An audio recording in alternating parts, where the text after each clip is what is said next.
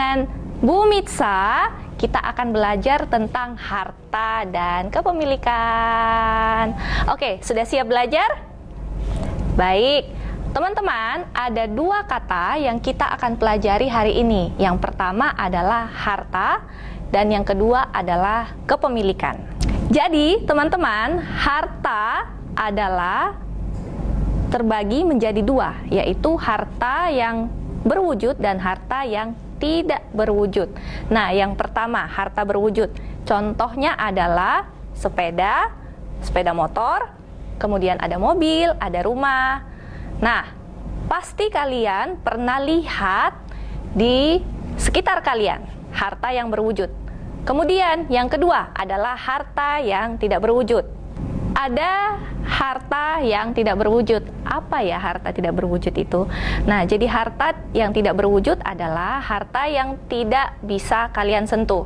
Contohnya, kepandaian, bakat kalian. Bu Mitsa yakin kalian punya kepandaian dan bakat masing-masing di rumah. Pasti kalian ada yang bisa bermain gitar, ada yang bisa menggambar, ada yang bisa melukis, atau ada yang pandai berolahraga. Nah, bakat atau kepandaian kalian dalam berolahraga, bermain gitar, kemudian menggambar, itu adalah harta tidak berwujud yang tidak bisa kalian sentuh. Apa ada yang pernah menyentuh bakat? Disentuh? Seperti ini, menyentuh harta? Nah, jadi harta yang tidak berwujud tersebut juga bisa dikembangkan seperti harta yang berwujud. Contoh harta berwujud adalah seperti tadi, mobil. Nah, mobil bisa dibeli kembali supaya menjadi lebih banyak.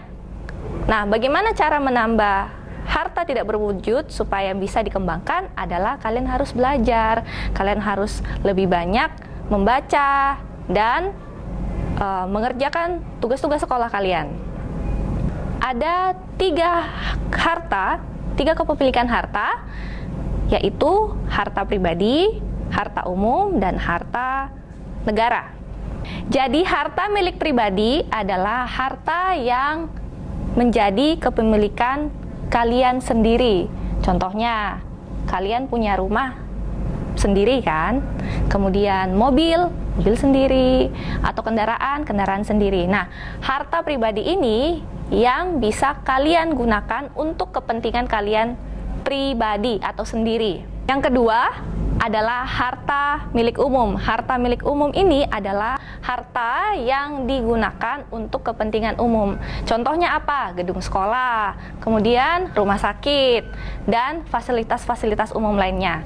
Nah, kalau harta milik negara adalah harta atau kekayaan alam yang digunakan untuk kepentingan negara. Contohnya sumber daya alam. Apa sumber daya alam? Contohnya air. Nah, air bisa digunakan oleh semua orang, tetapi di negara tertentu itu dikuasai oleh pemerintah. Harta pada hakikatnya adalah milik Tuhan. Jadi, kita manusia diberikan kekuasaan untuk mengembangkan, kemudian kita juga punya tanggung jawab untuk berbagi kepada sesama dan juga untuk menjaga harta yang ada dititipkan Tuhan kepada kita. Cara memperoleh harta yaitu dengan cara bekerja keras dan bertanggung jawab. Nah, tidak dengan cara merampas, tidak dengan cara merampok ataupun mencuri.